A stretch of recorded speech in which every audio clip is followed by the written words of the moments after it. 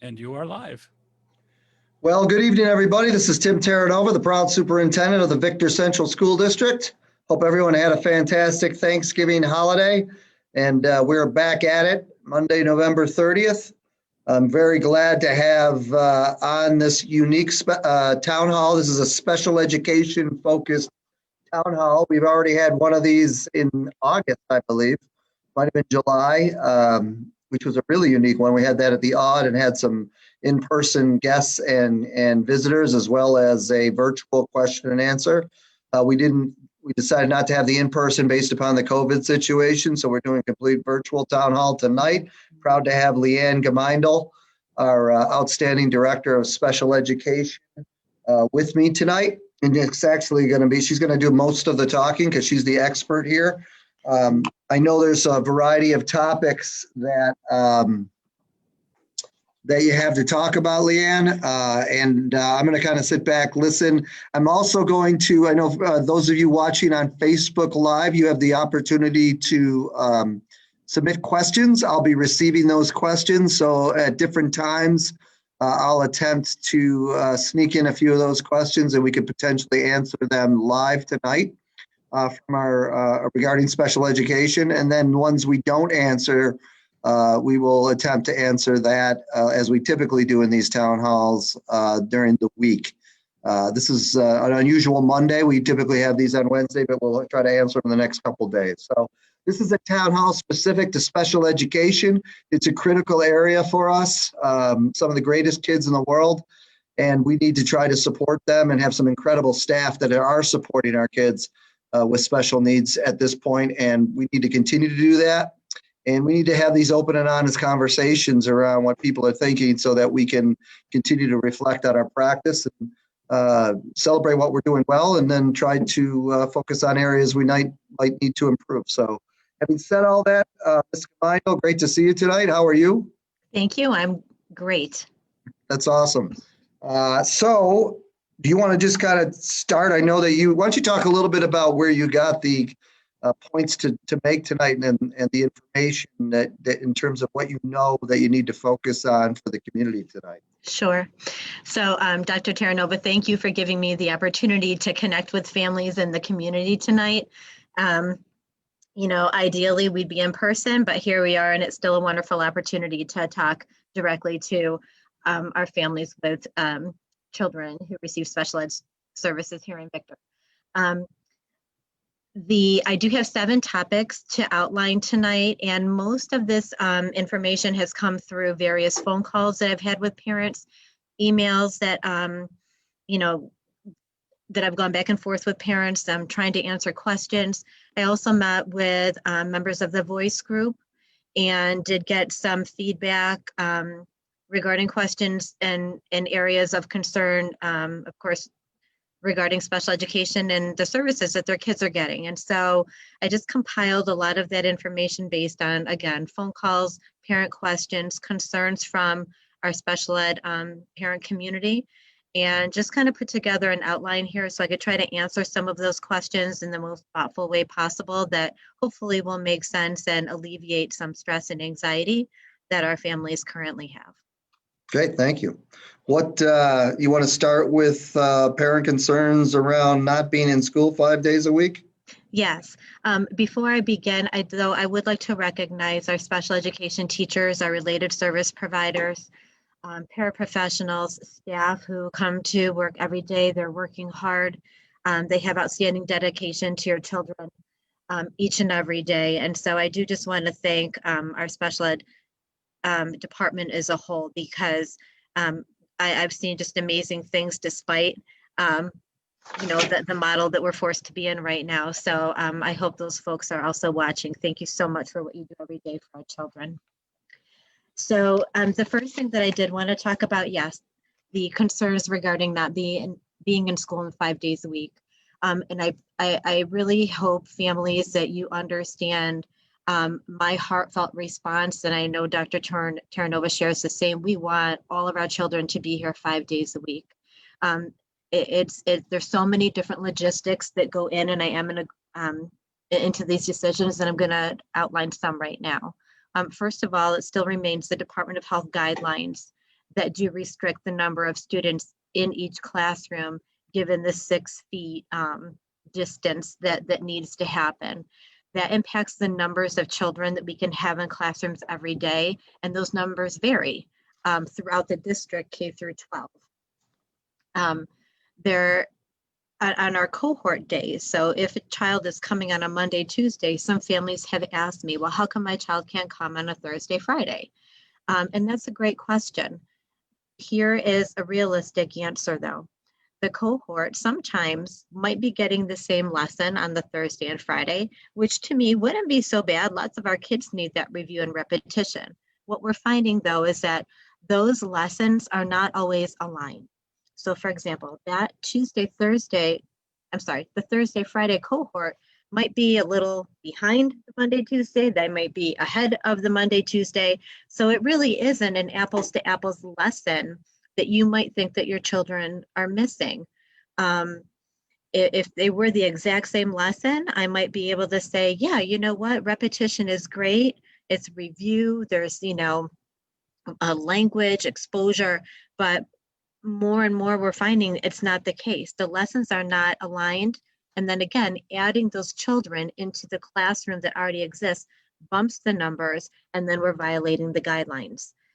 We're finding that is impacting our CT students the most, any of our co-taught classes, just because the numbers are higher in there. So I wanted to point out that it really isn't the same lesson that's happening on those days. The content might be the same, but the delivery is not, and the pacing might be different as well.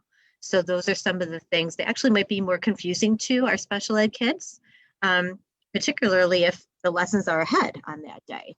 They would have missed instruction rather than gain instruction. Some of our special classes were able to return to school 4 days a week, and I do want to discuss this. The children who attend our special classes, those kids are our students with the most significant disabilities. Essentially, they are completely self-contained in one classroom for the majority of the day. Their instruction, their plan, their entire day does not impact anyone else in the building. It doesn't impact general ed schedules. It doesn't impact, their special classes are rotating around them. That part is fine. But essentially, they can do everything they need to do right there in their classroom. And we are not violating any numbers as far as the Department of Health guidelines. If we had to share any time with general ed class, then those numbers again would go up, and we wouldn't be able to do that. So those most significant children really are in one classroom for most of the day, receiving all of their services. Even related services are going into their classrooms and pushing in as much as they can. And so with that said, it's not ideal. I recognize that. And Dr. Terranova and myself, and also I met with the building principals, we are continually reviewing and reassessing to try to figure out how we can restructure to bring our children back to school who have special ed needs. And if that's 4 days, it's 4 days. If it's 5, it's 5. There just are a lot of other logistics that keep us from doing that. The other piece that I want to say is that when your children are remote, whether it be on a Monday, Tuesday, or the Thursday, Friday, we're asking our special ed staff and teachers to check in with your children who are home on those remote days. But I also need families to understand our special ed teachers are teaching an entirely full schedule on those days. They've got half of the other children. So sometimes I think it might be perceived as, the kids are being paid attention to, or maybe they're being ignored, or no one is thinking about my child. We're thinking about every single one of our students. But if we're teaching all day, there isn't a lot of wiggle room right now in order to do that. So that's something we're looking at, Dr. Terranova, to maybe revamp our schedules a little bit to allow teachers to have some time to check in with those kids who are home. Yeah, I think, one of the questions, and people have asked me can't we use all the different spaces like cafeterias and gymnasiums Mhm.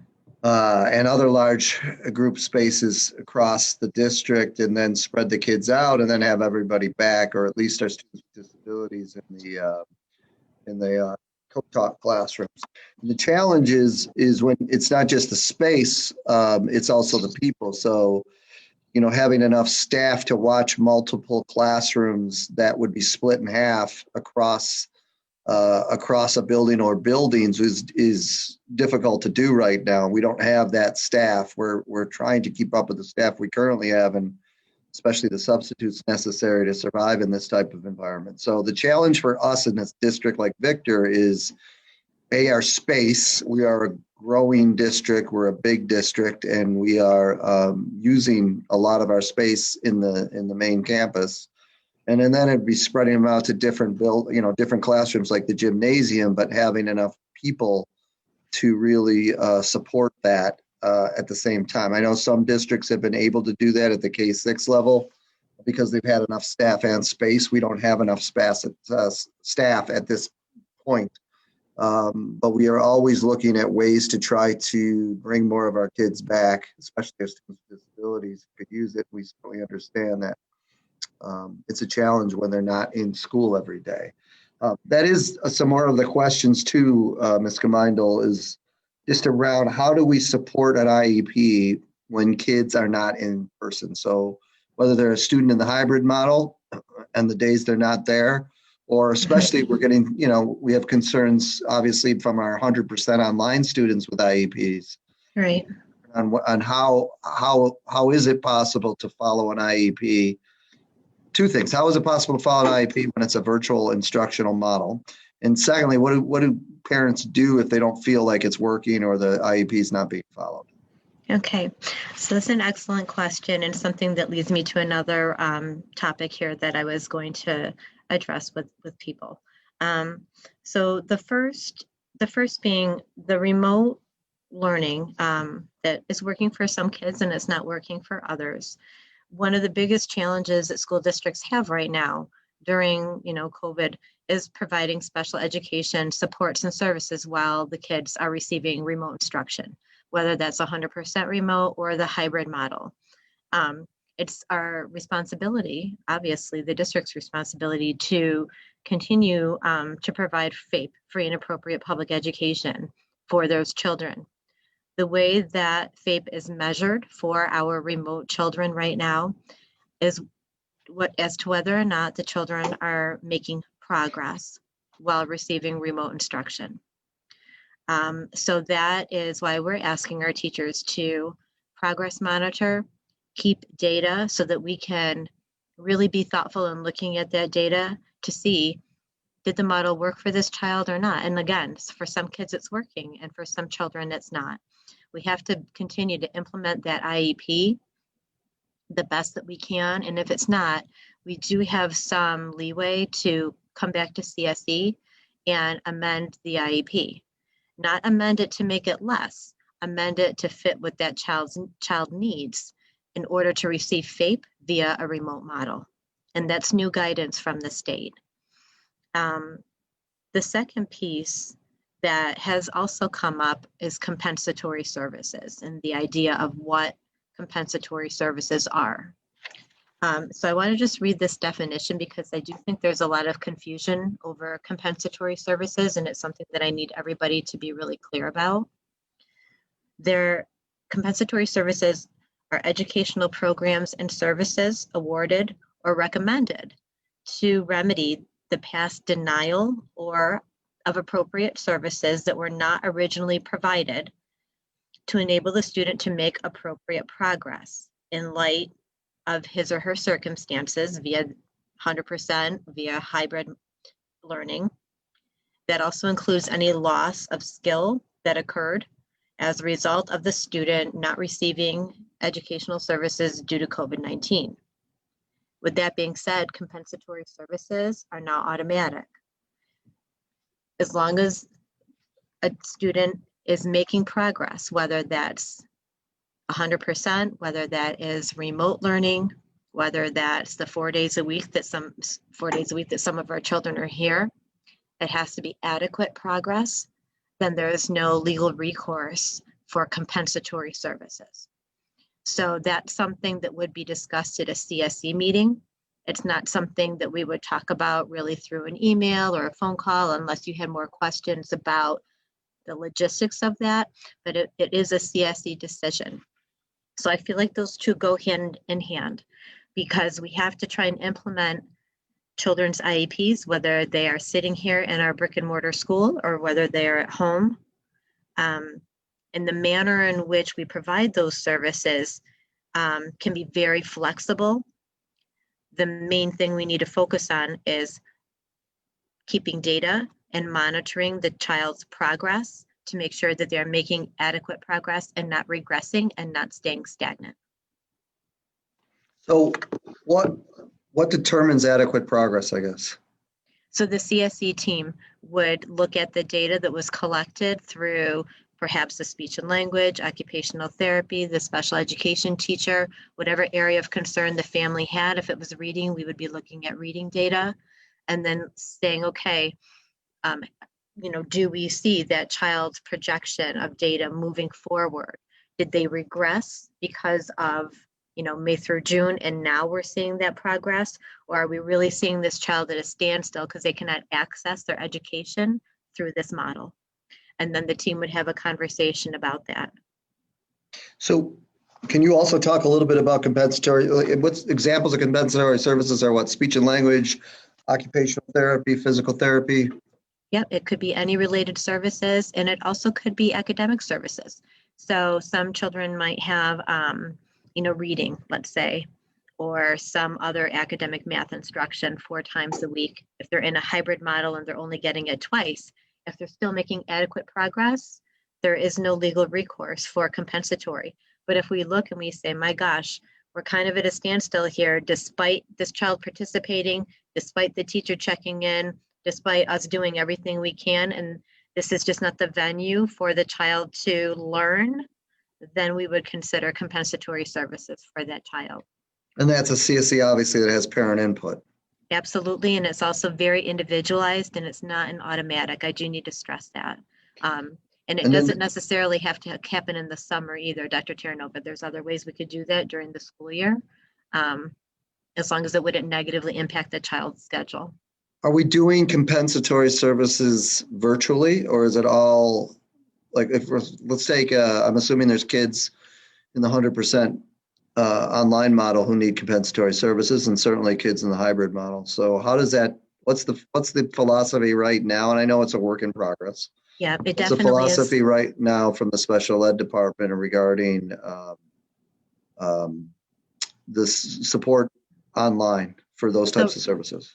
Yep. So right now we haven't had any requests for compensatory. It's definitely come up with some parents just through phone conversations, but we're really not going to be able to look at any compensatory until the end of the school year, because that's when we'll have a significant amount of data.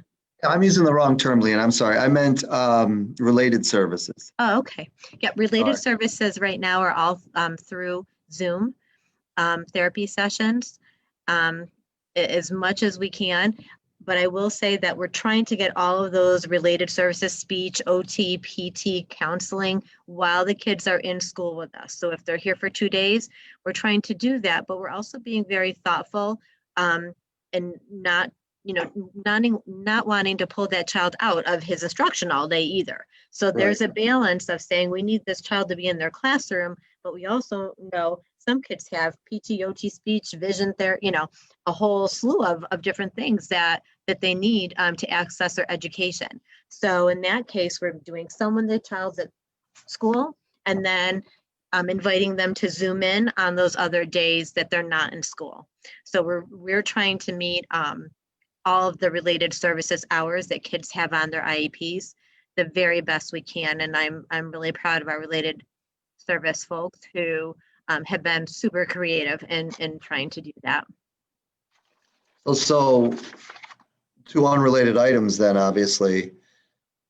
So the compensatory services happen at the end of the year, and it's really a work through the CSE if if things are lost in terms of skill sets based upon the year, and that has to be determined by a CSE. Obviously, related services are tied to an IEP and Mhm. should be occurring right now. Absolutely. And what do you is the best venue for communication if I'm a parent of a student who needs related services and I feel like either there's challenges with it or I need to talk more? I'm assuming the best thing to do is to talk to the teacher, correct? Is there a protocol for that?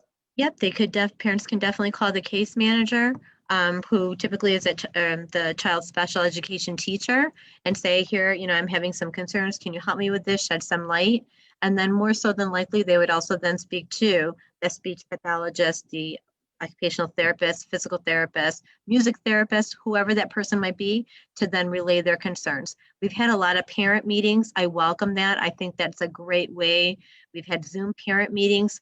Some folks think, oh, we need to go right to CSE. I'm upset, I'm confused, I have questions. Please ask for a parent meeting. I've been to many of them, as has my assistant director, Julie Bitely. And a lot of resolutions can come from that parent meeting, and we don't need to adjust the IEP at all. It's really more logistics, like how can we improve this? How can my child access these people more? This time isn't working. Let's revamp some things. So I would say we've had some really successful parent meetings and have not had to go through CSE to change anything on the IEP for kids. Right. And that goes with obviously following the IEP too, right? It's a huge challenge right now for our teachers. Let's be It honest. is. It To is. to provide, and our parents. It's a Mhm. combined challenge to meet the needs of the kids as best we can when they're not here every day. That's right. Hence the frustration by all of us on, wish we could be here 5 days a week, but Right. we can't at this moment. So, do you know, I'm kind of going off I'm similar to the topic. Have there been some, one or two things that you found, Ms. Gemeindl, in your travels across the schools this year that are working with kids with disabilities at a virtual level? Is there one or two things that you feel like you've seen that, has been successful that we can continue to work to focus on? Yes.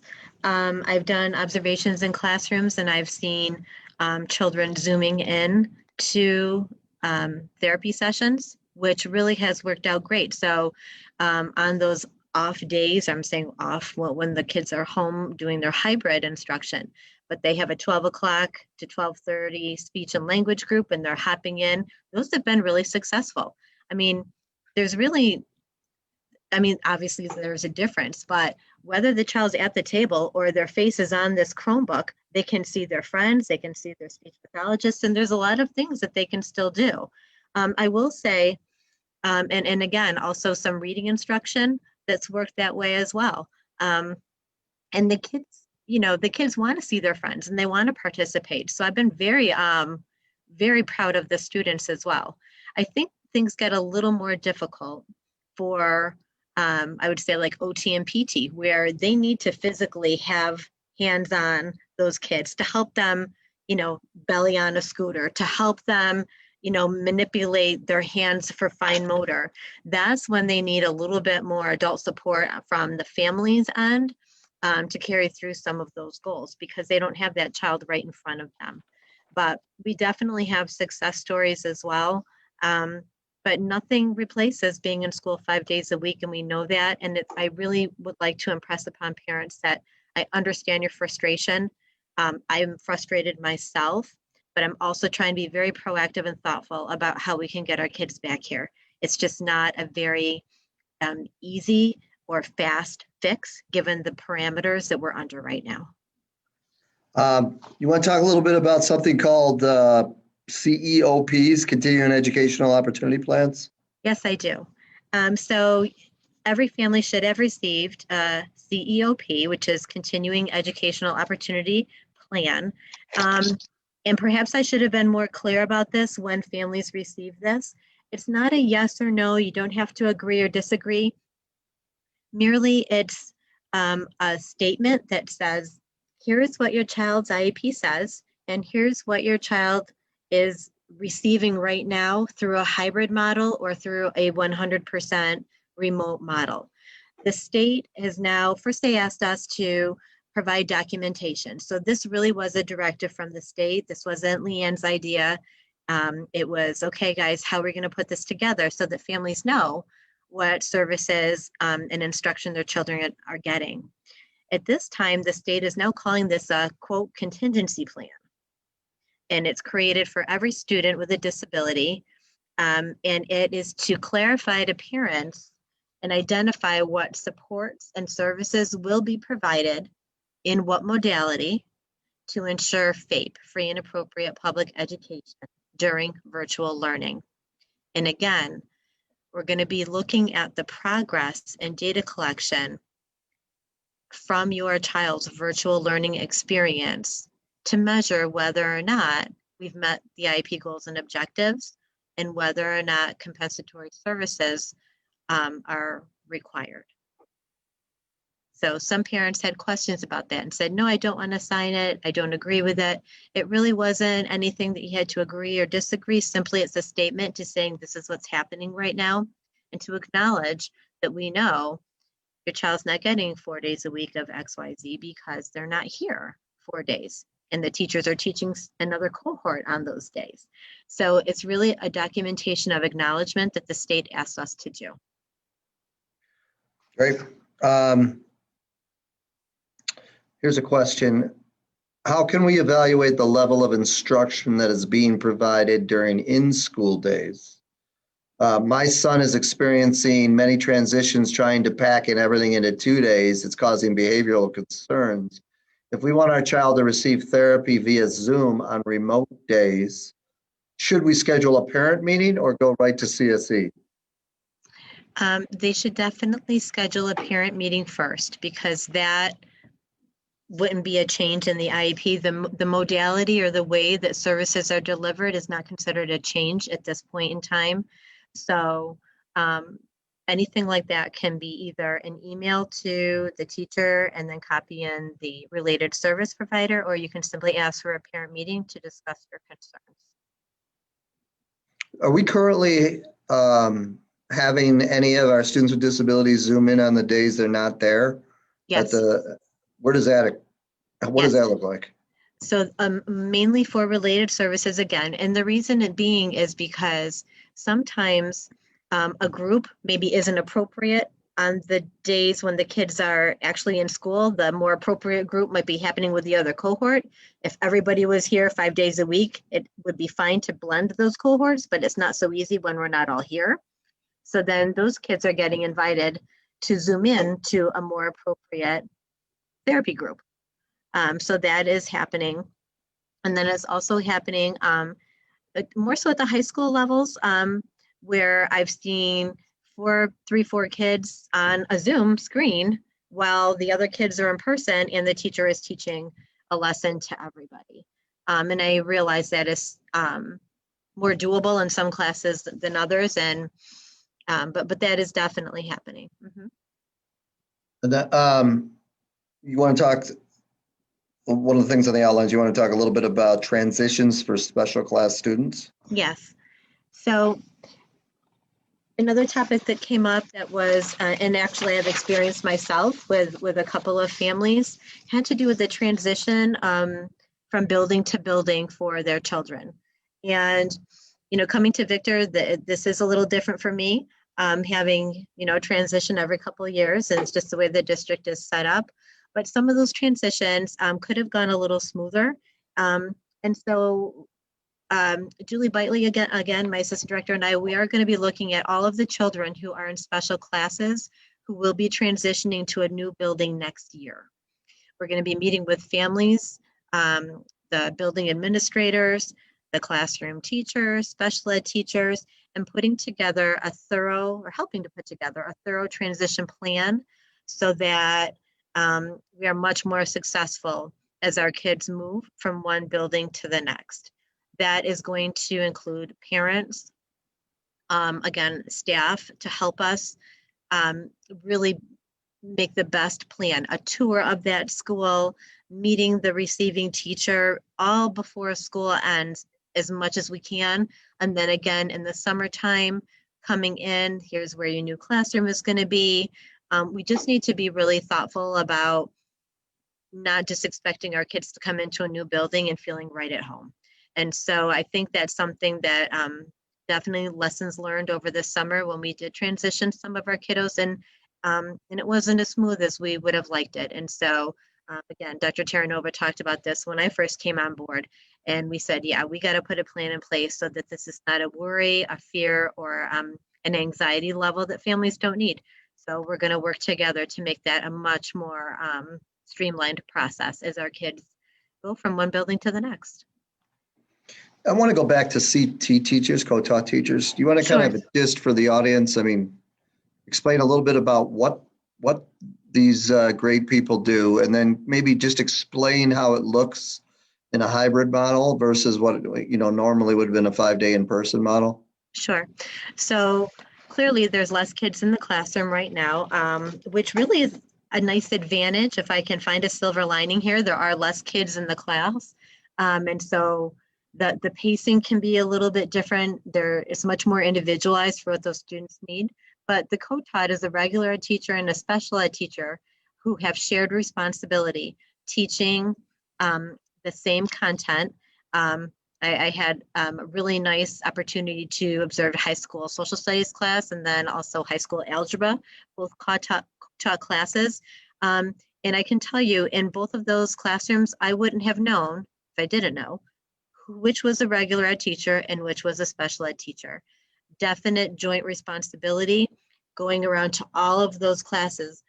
Again, the pace being a little bit, really the kids were dictating what that pace was, but it's a shared responsibility and making sure that the IEP goals are being followed, and also making sure that whatever modifications and accommodations those kids need are addressed. So typically you might have, 15, 20 kids in that class. And now we're looking at, between 8 and 10, just depending on, if the kids are hybrid, some are remote. And the kids who are remote, I was very pleased to see that they had the opportunity to pop in on an iPad and watch the lesson as if they were sitting at a desk and just looking at the teachers and the screen and whatever multimedia that the teacher had up there. So, but those co-taught classes or teachers, are then assigned somewhere else on the other days. And so, and the way the schedule rotates is also a barrier to having all of our kids here every day. They might co-teach on an A and a B day, but on a C and a D day, they're doing something else. And so the way that the schedules are rotating doesn't lend for the kids to come back every day because there's not always a teacher available, possibly. So what would be an example of a special ed teacher, say Monday and Tuesday with the Blue Group in the high school? Mm-hmm. What would be an example of what that special ed teacher would be doing when on Thursday and Friday of that week with the Gold kids? Would they have students? Go ahead. Good. Well, they might be doing the same lesson, but maybe different period of time. It might not happen, parallel to the period or the class time or the blocks that were occurring on Monday, Tuesday. They might be also running resource rooms, resource classes. They might have, a testing time that's different. So their schedules might be completely different on those Thursday, Fridays. So but that's where. Sorry, keep going. I didn't mean to interrupt you. It just depends on the schedules. And again, even if the schedules are the exact same, that doesn't mean that the instruction happening in those classrooms are exactly the same, because it's based on the student need and the pacing might be very different. So there's students with disabilities in co-taught classrooms that a special ed teacher is responsible for in the Blue Group and the Gold Group? Correct. Or are they all in one of the colors? Nope. Are all those kids, yeah. They normally would have been combined.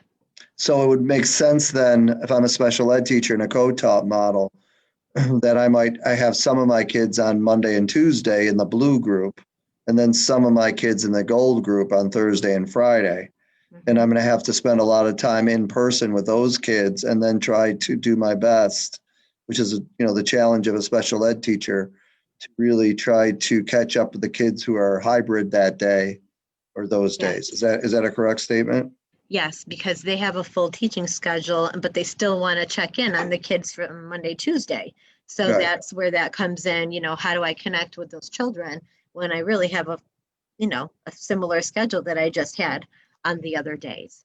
So those Yeah, are and the logistics that the principals and I are trying to work out together. we're not I'm not aware of us cutting co-taught teachers in any way. In fact, we're in need of them, correct? Yes, Yeah. very much so. And that model is very valuable, obviously, for our children who do not need a self-contained class. It's regular ed. I'm not regular ed, but we've got regular ed kids in there. It's co-taught. Those are more capable kids. Um, yeah, and I would also say some of our, and we call them special class students. Are those, you're referring to kids who are self-contained? Correct. Yeah, and some of the most, I found some of the most intelligent kids in the world are in the self-contained classrooms. Hmm. And they may have other challenges they're dealing with in terms of, being successful academically or behaviorally. But we certainly have some incredible students in those programs, and that's a program where we have tried to bring our kids back as much, even more than the co-taught, based upon the ability to do so in the size of the class. Correct? Absolutely. Those are our 1213 students, our 1211 children at the ECS school, and then our 811 programs as well. So those are kids who are essentially self-contained for most of the day. They need that structured routine. They might be our children with social emotional behavioral needs. They might be our children who have a diagnosis of autism. And they need to be in school. We really had to look, not that all of our other children don't, so please don't mishear what I'm saying. But when we looked at our most significant and needy children, those are the kids that we needed to bring back to school first. I think Well, they all were districts. also, isn't it true that they were also, from a space standpoint, we were able to do that? Absolutely, because they do not move. They're in their classroom, which is entirely self-contained. Anything they do does not impact the building schedule. They can essentially, they're not, it does not infringe on, not infringe, it doesn't impact general ed. And that's where as soon as we mix the two, that's where the numbers start to increase. And then we're violating the Department of Health guidelines. But if we keep in our classroom, they're able to run their full schedule as if it was any other day in school. One of the topics you want to talk about, Leanne, was CSE meetings and procedures, both district and building based. You want to go into that for a little bit? Yeah, thank you. So there was some confusion about what types of meetings, CSE meetings that we have here in district. There was some restructuring done prior to me coming on board. And so perhaps some of that was lost in the transition from interim director to me. But essentially, we have three types of meetings here in Victor. The first would be CPSE, which is our Committee on Preschool Special Education, and those children are ages 3 through 5. Then we would have our CSE, which is Committee on Special Education, and those children are ages 5 to 21. And then we have building level. So I want to talk about who coordinates these meetings and then who chairs these meetings so that you kind of can know who to expect.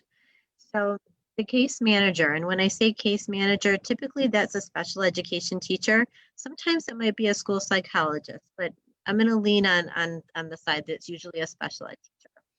They're going to coordinate all the documents needed for each meeting type. There will be some referral paperwork, parent questionnaires, a social history that we want to know so that we can get the best picture of your child and know the strengths and weaknesses of these children who are being referred.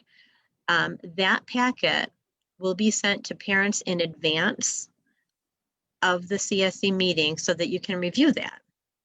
The building team will then share the draft IEP. Sometimes it's filled out. If we have some decisions that were made, and sometimes it's not filled out yet. If we've done an evaluation on your child, you'll see that information in there. And then recommendations will also be in there. If it's a district level CSE, That's where typically either myself or Julie Bitely will be the CSE chair. Those meetings might include an initial eligibility referral to special education. Julie and I are working on really attending all of those meetings so that we can gatekeep a little bit and really make thoughtful decisions on students' eligibility for special education. It could be changing placement to a special class. So anytime we're going from an LRE, a least restrictive environment, to a more restrictive environment, that would be a meeting that Julie or myself would chair. Any out of district placement, sometimes there's a recommendation for our children to attend an out of district school, and typically that would be me chairing those meetings. Anytime there's a program change to a more restrictive setting, like I just said, that would be district level. Any new request for a one-on-one aid, that would be considered a district level. And anytime we have to make decisions about whether or not a student is going to complete a diploma track program, or maybe change that to a local track program, or anytime we are discussing a foreign language exemption, those are district levels. A building level CSE is something more typical, where a school psychologist will chair that meeting, and sometimes a building administrator will also be there. And that would be something like an annual review that happens every year. A reevaluation, but there's not going to be any program changes to a more restrictive environment. Any exit, so if a child is graduating from special ed and they're now going to be declassified, that would happen at the building level. And sometimes, of course, actually lots of times, we get children who move here from different districts. And Julie and I usually review those. And if we don't think we need to be present, everything looks pretty solid on that IEP, then that would be held at the building level as well. And so that really kind of wraps it up. So you kind of would know who to expect at these meetings. And of course, you would get the attendance list ahead of time so that you would know. But I think there was some confusion about a district level versus the building level. And then I did not want to leave out CPSE. Amanda Tripp, who's our district school psychologist, she chairs all of our CPSE meetings. Now, I know that you are not directly overseeing 504s at this point, but I know you've had experience with 504s, and those are, Yes. Legal documents for kids in general education who also have supports. Yes. One of the questions we had was that are schools not allowed to make adjustments to 504 plans based on the COVID hybrid learning situations? Or I guess from your own general understanding of it, I know you're not specifically overseeing now, but what do parents do if they have concerns around their 504s and what's in it, and can they go to a problem solving group to try to amend it? Yeah, absolutely. Parents can ask for a 504 meeting. Again, just like any parent can ask for a CSE meeting. If they have concerns about their child's 504 plan, they have to reach out to, I believe it would be the school psychologists right now, who are kind of undertaking all the oversight of 504s, and ask that person for a meeting. Typically, the best practice is to review 504 plans annually, but within that space of a year, you can come back anytime and ask to review that plan. Great. Absolutely. Mm-hmm. And then can you review what's our? I know we've had the first quarter grades. Yeah. What's your sense on how we're trying to balance the needs of our kids and grading? And have you encountered any of those questions yet from parents around grading, whether it's the elementary level or the secondary level? Just maybe talk generally about how we're trying to support kids in grading, especially our students with disabilities. Sure. I have not received many questions from parents about grading, but I definitely have had multitude of conversations with our teachers about grading, especially when we're only seeing the kids, or most of the kids, twice a week. And so the first, there's a couple things that we really need to look at. It's whether the IEP is being followed. So my recommendation to our special education teachers is make sure that you are collaborating with those general ed folks as well, the general ed teachers, and that all of the IEP accommodations and modifications have been followed through and have not negatively impacted the child's grade.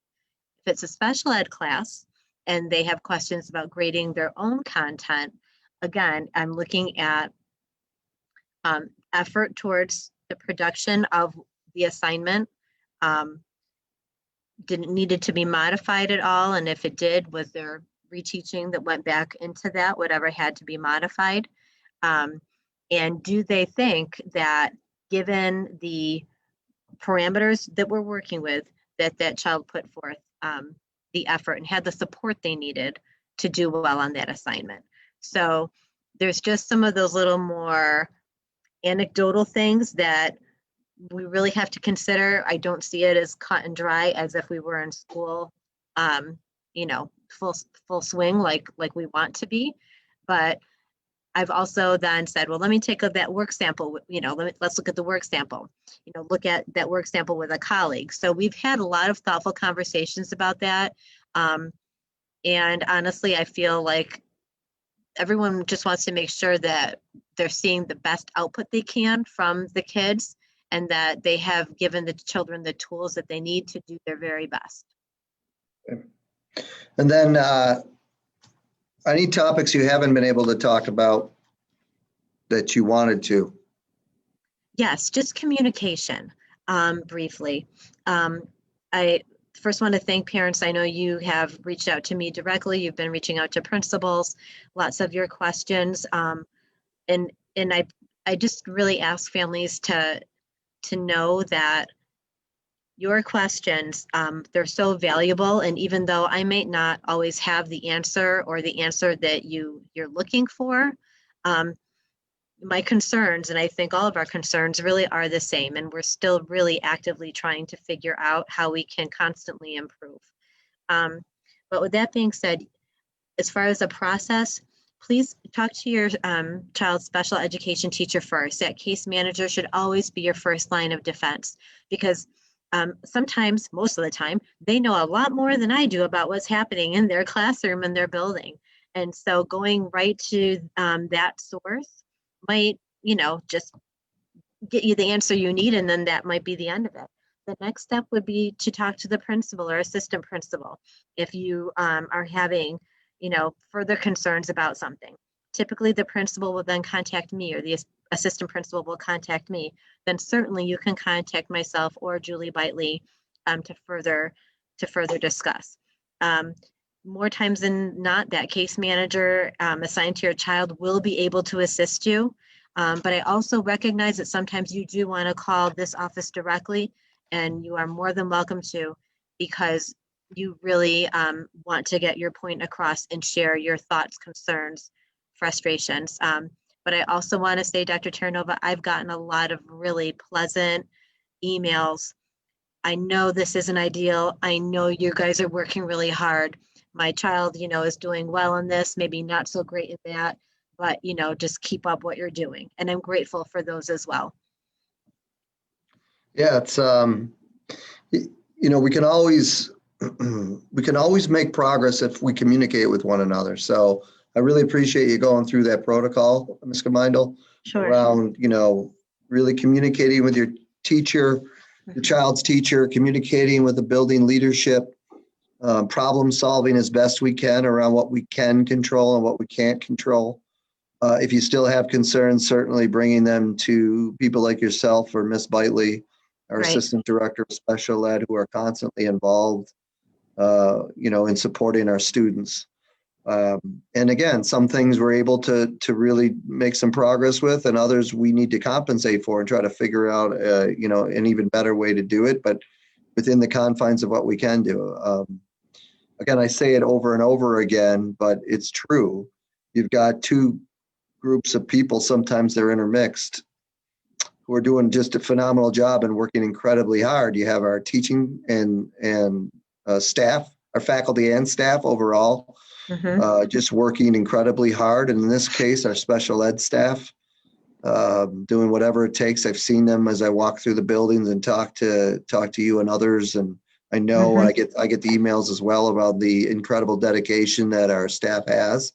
And then you have our parents who are also bending over backwards and working incredibly hard, especially on those days that the kids are not in person. Right. And it's very, very difficult for everybody and challenging to do that on a day-to-day basis. So the more we can communicate with one another to try to solve problems that we can control, better. That's my philosophy. So I appreciate that. Any other topics or any comments you wanted to make? I know you covered a lot of information. We're getting questions on Facebook that we can try to answer over the next few days as well. Yeah, I'd be glad to answer any of those questions that might have come in. And, I've been really impressed with what our district, has been doing. And some of the questions I've got, well, this district is doing that, this one's doing that. I really can't compare what we're doing to others. It's like apples to oranges. Our resources are different. Our staffing is different. Our children are different. So I just kind of want to add that too, but please know it doesn't go unnoticed. And we're working really hard to do everything we can to get all of our special ed children back to school. Here's a specific question. I don't know if we can't answer this tonight, it's fine. We'll answer it by tomorrow. Okay. What about 11th and 12th grade students are learning trades either in the morning or afternoon at BOCES?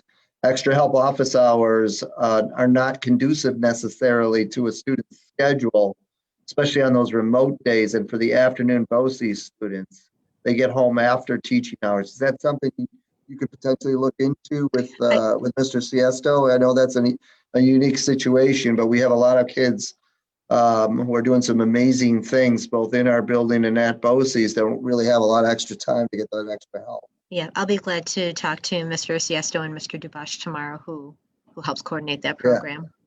Yeah, so Certainly. That's a great question and something we can look into. So there's an example of another situation that's just unique that we can continue to problem solve. So we're going to have, this is our second special education town hall. We're going to have another one in the spring. And because we said we'd do 3 of them, summer, fall, spring. Not sure whether that's going to be April or May, probably closer to April, I think. I do want to do a shout out. I hope I have the date right here, and you're going to get a lot of information on this. December 16th, we're going to do a technology parent Zoom meeting. I think it's, I'm not sure the specifics on whether it's going to be an invite based upon you reaching out to our tech department and the specifics around how that's going to be, but be looking for on our website and through our Facebook and other social media venues, information around a December 16th tech help session for parents that's going to be run by one of our outstanding library and media specialists, as well as our director of technology, Ms. Affronti. And that's going to be December 16th. And it's going to be a little different than the general town hall because it's going to be tied to specific questions around technology, but be looking for that December 16th. That's going to be a great event. And then we're going to have, and I apologize, I don't have the date in front of me. We're going to have another general town hall in December, typical on general items. A big part of that is going to have special guests from our teaching and counseling staff. We're going to talk about some of the things that they're working on very closely with and working really hard on to try to make this the best possible environment we can make it. So we're going to have some of our outstanding professionals on with us on that December town hall. That date will be out in the next few days. So again, Ms. Gemeindl, really appreciate you coming on with me tonight. Thank you. Fantastic job. Thanks for answering questions and really going through some really critical pieces of information. And definitely thank you for all the leadership you and Julie are doing through that department. And of course, our great and outstanding student services and special ed staff. So thank you for the opportunity. Well, you and I can review some of the other questions on Facebook. Keep those questions coming. It should be open for a while. And then again, follow the communication protocol that Leanne talked about. If you have specific questions or concerns regarding your own child and the situation they're currently in. So with that, have a great evening. Tomorrow's the first day of December. We are going strong, so looking forward to the intense month of December as we move through the holidays. Thanks, Leanne. Thanks, everybody. course. Thanks, Thank Aaron you. Isaacs. Again, Aaron, thanks for all your help for setting this up. Appreciate it. Have a great night and take care. Thank you.